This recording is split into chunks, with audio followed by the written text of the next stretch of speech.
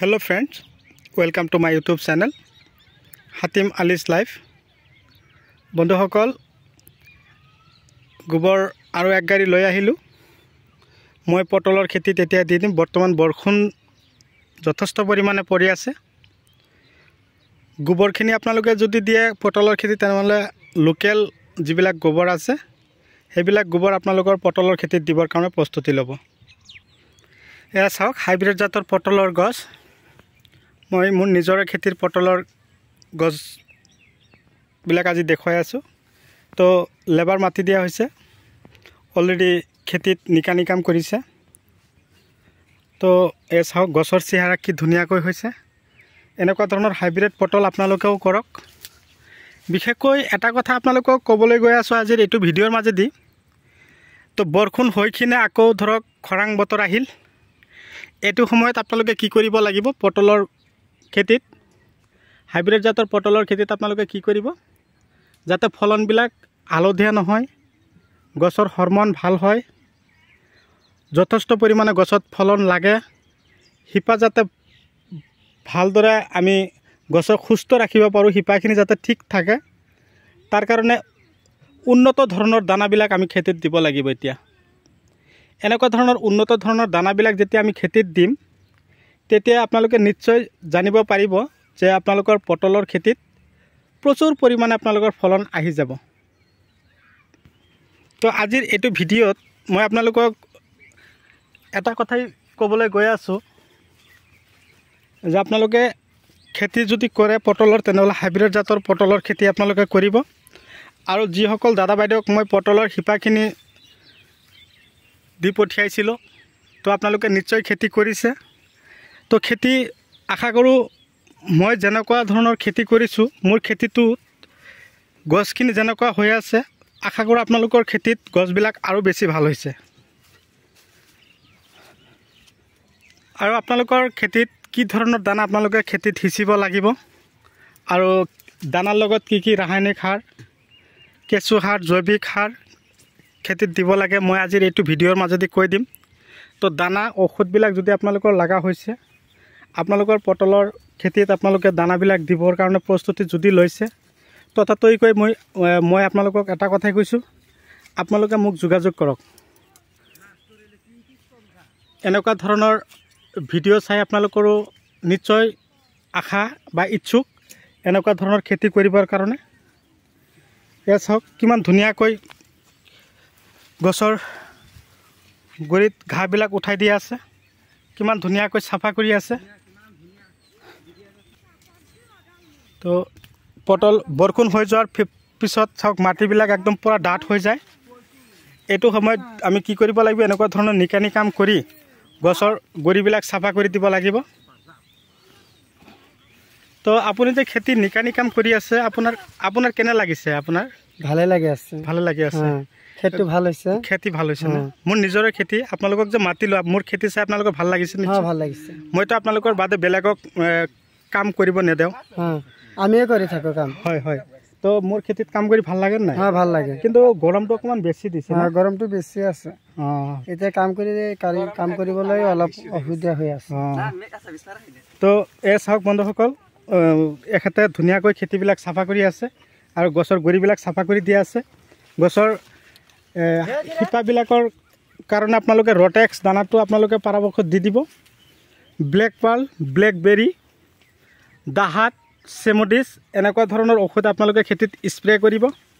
আৰু দানাবিলাক ইউৰিয়া সাৰ, তাৰপিছত DAP এইবিলাক সাৰৰ লগত ধুনীয়াকৈ দানাবিলাক মিক্স কৰিব। ধুনীয়াকৈ মিক্স কৰি আপোনালোকৰ খেতিত ধুনীয়াকৈ সিঁচিব। তো মই ডিছক্ৰিপশ্যনত অলৰেডি নাম্বাৰ দিছোঁ। আপোনালোকে যদি আপোনালোকৰ পটলৰ গছৰ কাৰণে কিবা দানা ঔষধৰ প্ৰয়োজন হৈছে, কেৱল পটল নহয়, জিকা, ভোল, তাৰপিছত পৰৱল, কুন্দুলি এনেকুৱা ধৰণৰ খেতি আপোনালোকে কৰিছে, তো খেতিত আপোনালোকে নিশ্চয় দানা দিবই লাগিব। তো আপোনালোকক এটা কথাই কৈছোঁ, আপোনালোকে যদি আপোনালোকৰ ফালে কিনিব পাৰিছে তো ভাল কথা। আৰু যদি আপোনালোকৰ কোনো এনেকুৱা ধৰণৰ দানা আপোনালোকে বিচাৰি পোৱা নাই, নেনো জিআৰ, তাৰপিছত স্পাৰ্কাৰ জিআৰ আৰু জিভা এনেকুৱা ধৰণৰ উন্নত দানাবিলাক আপোনালোকৰ খেতিটো দিব লাগিব। দিলেহে আপোনালোকৰ গছত যথেষ্ট পৰিমাণে ফলন আহি যাব। তো বন্ধুসকল, মোৰ ভিডিঅ'টো আপোনালোকে কোন ঠাইৰ পৰা চাই আছে মই আপোনালোকক অশেষ ধন্যবাদ জ্ঞাপন কৰিছোঁ। তো গোবৰ সাৰ আনি খেতিত ইফালে পেলাই দিছোঁ, অলৰেডি ৰেডি কৰিছোঁ। তো এতিয়া আমি কি কৰিব লাগিব, খেতিৰ যতনত আগবাঢ়ি যাব লাগিব। খেতিত নিকানি কাম কৰিছে মানে কি, মই ঘাঁহনি এনেকুৱা ধৰণৰ ঘাঁহ বন হৈ আছে এইবিলাকৰ মাজত গোবৰ সাৰ দিব নোৱাৰিম। সেইকাৰণে মই এখেতক কৈছোঁ যে ধুনীয়াকৈ খেতিৰ গছৰ গুৰিবিলাক চাফা কৰি দিয়া, আৰু তাৰপিছত কালি গোবৰ সাৰ দিয়া হ'ব। তাৰপিছত দানা আৰু সাৰবিলাক সিঁচি দিয়া হ'ব। মোটামুটি কথা হ'ল, মই এটা কথাই ভাবোঁ, আমাৰ অসমীয়া মানুহখিনি যাতে এনেকুৱা ধৰণৰ খেতি বাতিৰ লগত জড়িত হয়। এনেকুৱা ধৰণৰ খেতি বাতি কৰিলে আপোনালোকে যথেষ্ট পৰিমাণে টকা উপাৰ্জন কৰিব পাৰিব, বা টকা উপাৰ্জন কৰা ভাল এটা ৰাস্তা আপোনালোকে নিশ্চয় বিচাৰি উলিয়াব পাৰিব।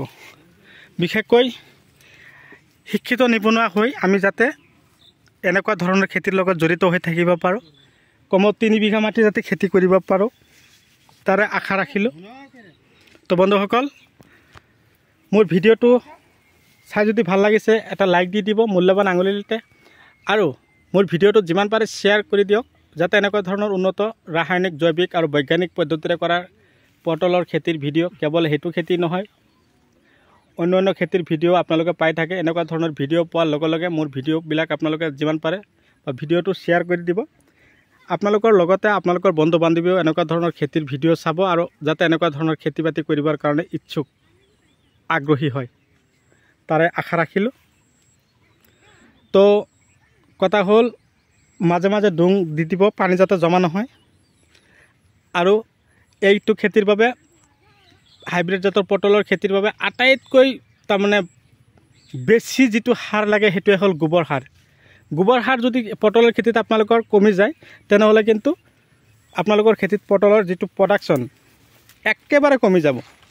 আৰু যেতিয়া গোবৰ সাৰটো অকণমান বেছিকৈ দিয়া দেখা পাম বা দিব, তেতিয়া আপোনালোকে চাব হাইব্ৰিড পটল 1 বিঘা মাটিৰ পৰা কমেও 10ৰ পৰা 12 কুইণ্টেল পটল আপোনালোকে সপ্তাহ মূৰে উঠাব পাৰিব। এনেকুৱা ধৰণৰ খেতি কৰক, সফল হওক, মই সেয়াই কামনা কৰিছোঁ। আৰু যদি আপোনালোকে মোৰ চেনেলৰ নতুন ভিউৱাৰ্ছ হিচাপে আছে, এতিয়াও যদি ছাবস্ক্ৰাইব কৰা নাই, তেনেহ'লে আপোনালোকে ততাতৈয়াকৈ মোৰ চেনেলটো ছাবস্ক্ৰাইব কৰি দিয়ক। কাষত থকা বেল ঘণ্টিটো লাহেকৈ বজাই দিয়ক, যাতে এনেকুৱা ধৰণৰ উন্নত ধৰণৰ ভিডিঅ'বিলাক আপোনালোকে পাই থাকে, আপোনালোকে খেতি কৰিবৰ কাৰণে আগ্ৰহী হয়। তো বন্ধুসকল, ভিটামিন কেতিয়া দিব, এনেকুৱা ধৰণৰ পটলৰ যেতিয়া সৰু সৰু কলিবিলাক আহি যাব, তেতিয়া আপোনালোকে মিৰাকুলেন, ছাই পাৱাৰ প্লাছ, ৰজুতা এনেকুৱা ধৰণৰ ভিটামিন আপোনালোকে আপোনালোকৰ খেতিত স্প্ৰে কৰিব। আৰু ডাষ্টাৰ ঔষধটো আছে, পোকৰ ঔষধ, এইটো মাজে মাজে স্প্ৰে কৰিব। আপোনালোকে চাব পাৰিব যে আপোনালোকৰ খেতিটো মোৰ খেতিতকৈ বেছি পটল আপোনালোকে উঠাব পাৰিব। মই কেৱল এজনক নহয়, দুজনক নহয়, মই অলৰেডি ধৰক 200-250 দাদা বাইদেউলৈ পটলৰ শিপা পঠিয়াইছোঁ। তো নিশ্চয় মোক বহুতে ভিডিঅ' কৰি পঠিয়াইছে, এখেতৰ খেতিও মোৰ খেতিৰ দৰেই হৈছে বা মোৰ খেতিতকৈও ভাল হৈছে। এয়া চাওক, এঠাইতে 2-3টাকৈ পটল লাগিব, ঝুকাই লাগিব। তো বন্ধুসকল, মই যিখিনি কথা কৈছোঁ আপোনালোকে মোৰ কথাখিনি ফ'ল' কৰক, খেতি কৰক, সফল হওক, তাৰে কামনা লৈ আজি মই আপোনালোকৰ মাজৰ পৰা বিদায় লৈছোঁ। পৰৱৰ্তী ভিডিঅ'ত লগ পোৱাৰ আশাৰে ধন্যবাদ।